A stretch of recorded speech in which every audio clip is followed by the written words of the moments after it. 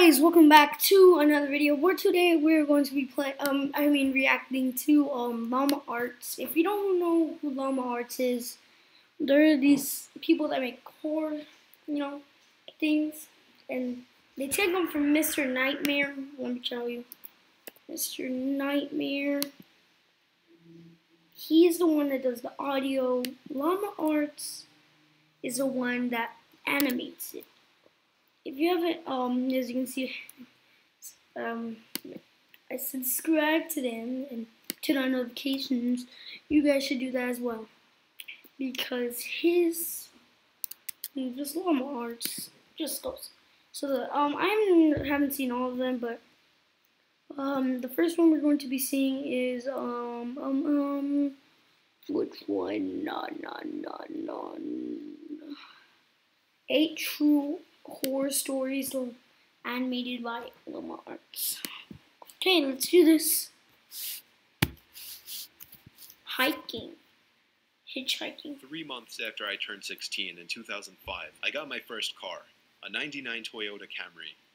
On a warm Saturday night, when my friend Alex invited me over to one of his friend's big parties, I knew I wouldn't be in a condition to drive the Camry home afterward. So we carpooled with Alex's girlfriend, Brianna. We lived in the countryside of Virginia, meaning less big parties. Meaning when there was a big party, it was a huge deal and everyone would go. We lived about 5 to 10 minutes away from this kid's house. I knew where he lived as I was acquainted with him, but not exactly friends. The whole ride there, we took the same 2-lane highway type road through the woods, and this kid's house was actually on this road further down. At certain points on this road, there were a few houses on either side, and then it would just go back to being a long, empty highway again. Wait. First of all, why are they saying there's so many trees? Look at this. Look at. They're like, oh, there's so many trees. Look at, there's no trees there. Okay, let's just get on with it. It would just go back to being a long, empty highway again.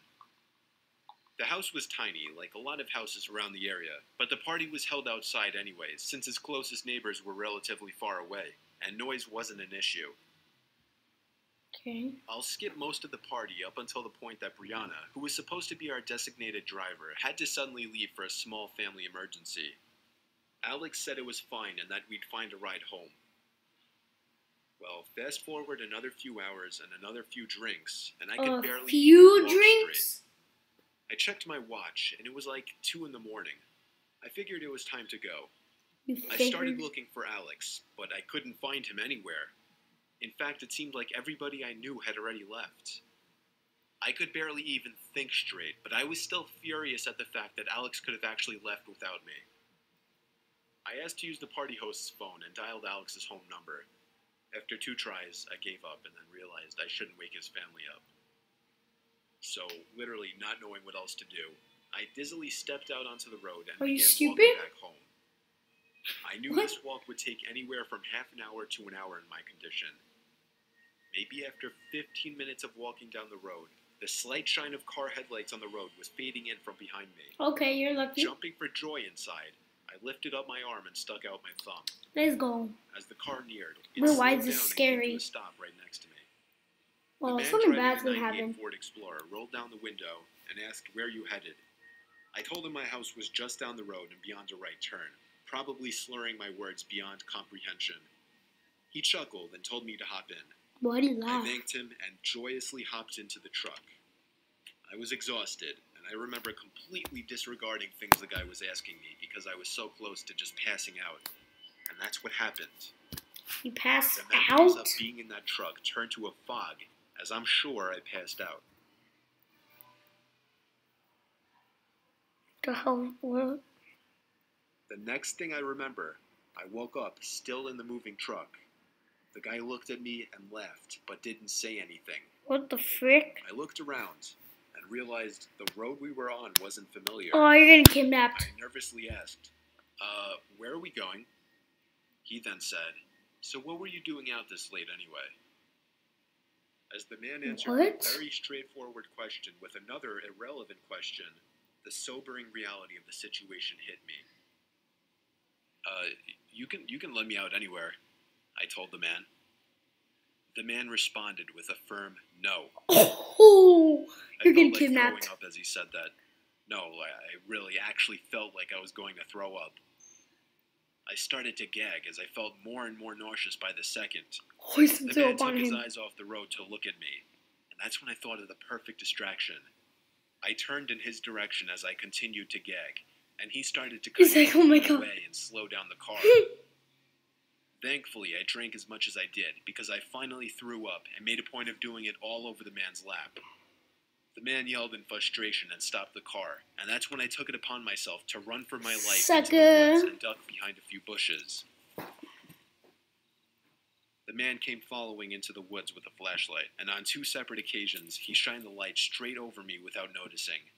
Eventually, I heard his footsteps walk even further into the woods past me. Dude, this guy That is was so when I lucky. ran back to his truck, but unfortunately, he was smart enough to lock it. By Okay, some run. miracle, I saw another car approaching in the distance, It's like and a I ran movie. out into the middle of the street, waving my arms like a lunatic. The car tried to avoid me, but I wouldn't let it. They were forced to stop, and I yelled at them to help me before they came back. Once I told them that I was kidnapped by the man who was driving that Ford Explorer, the driver agreed to give me a lift. Not to the police station or anything, but to my Your house. house. I made it back safely, where I couldn't thank Yeah. the driver enough. I immediately woke up my parents and told them. My dad wanted to know if I got his tag number, and then I felt like punching myself in the face. Idiot. I failed to get the simplest information from the guy that would have allowed me to actually properly report him. All I knew was that he drove a faded blue 99 Ford Explorer. Why does it look red? I made sure to give Alex a piece of my mind, and part of me always held a grudge against him ever since, just for abandoning me at a party without telling me. I haven't seen him in 4 years now, however, and this was actually the first time I even thought about this incident for almost a year now. As time goes on, even the worst of memories may start to fade, but after writing this to share with the internet, it's once again fresh in my mind. That was creepy, though. Dude, imagine you're just like, hey, I'm about to get a ride. I'm so lucky. And then you get kidnapped. My boy. Let's on to the next one.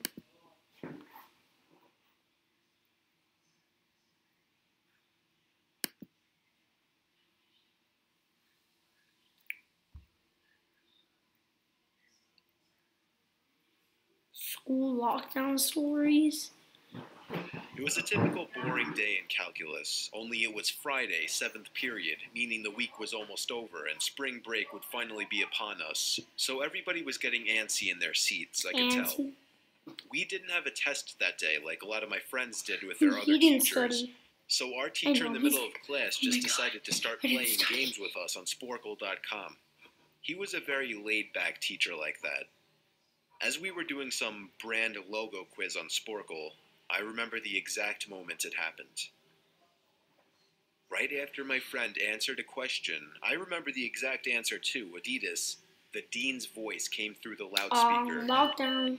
He sounded panicked and frantic as he told all the teachers this was not a drill and to go into lockdown.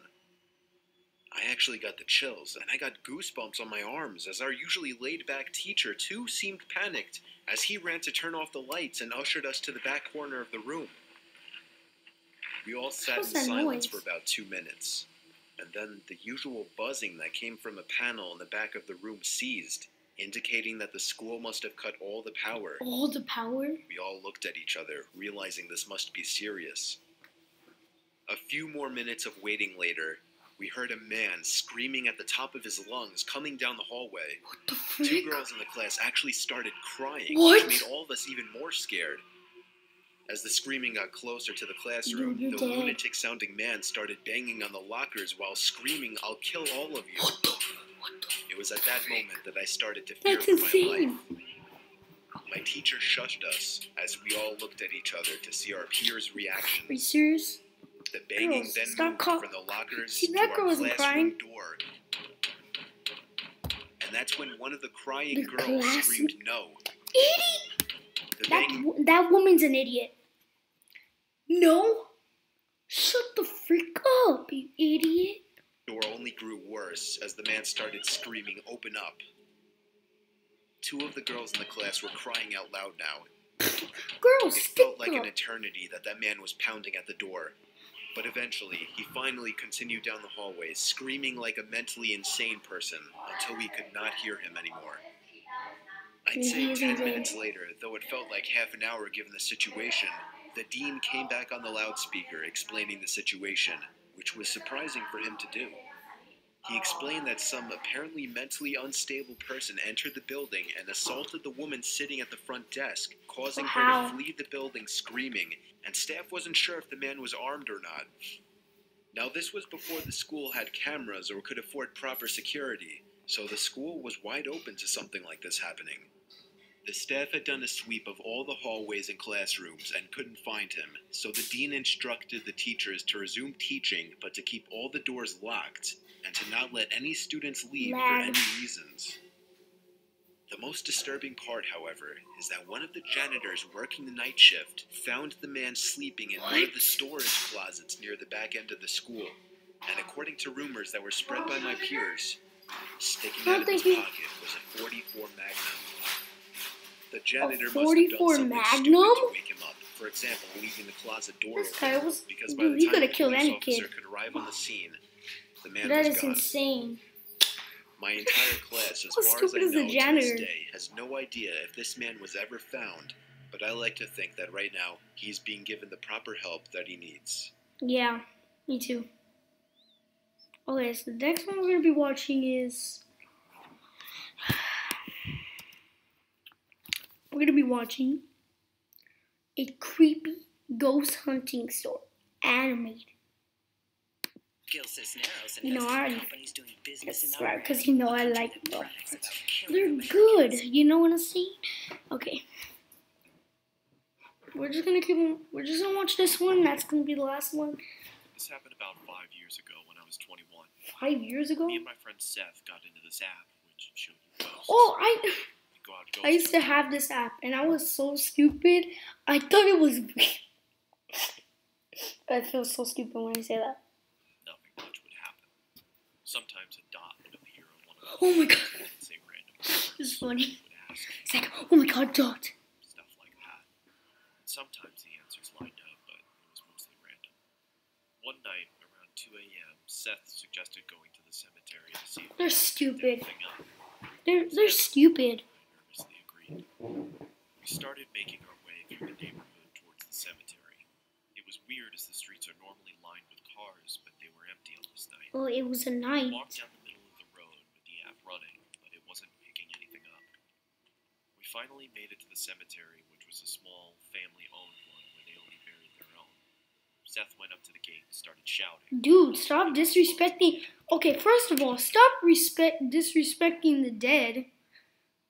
Dude, that's messed up.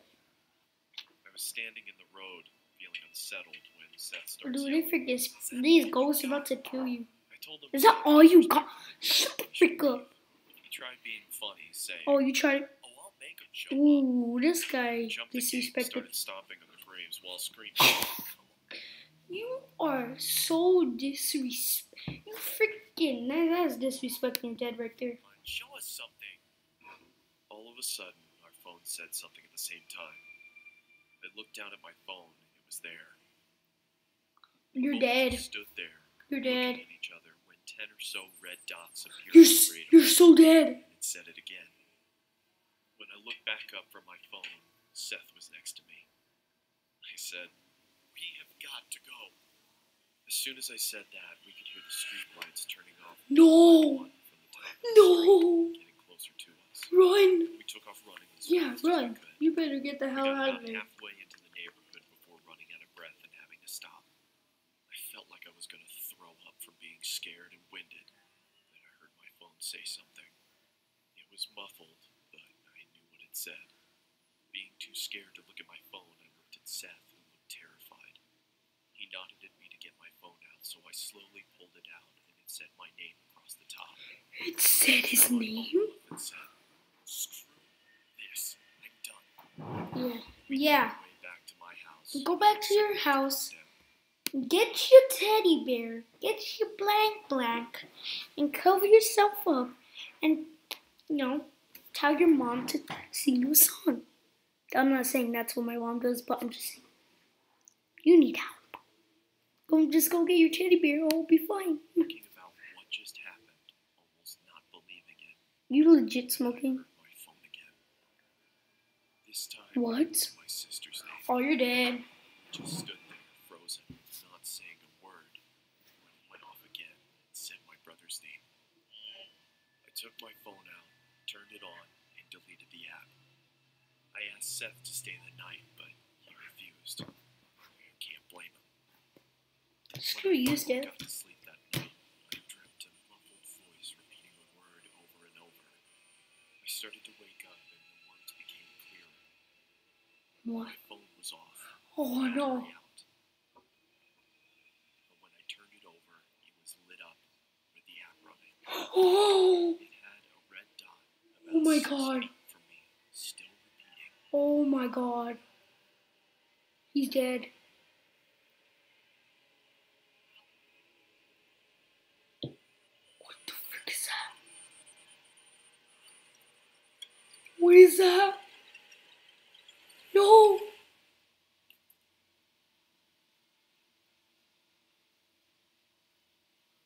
What happened? I woke up the next morning and went to the bathroom. I had a razor-thin cut from What my the left shoulder frick? to my right hip. I don't know what happened that night, and nothing has happened to me since. Needless to say, I don't mess with that kind of stuff anymore. My boy. Dude. Okay, like and subscribe. That is insane though. Imagine. Dude, I hope you guys enjoyed the video. If you did, please leave a like, subscribe, and turn on notifications. And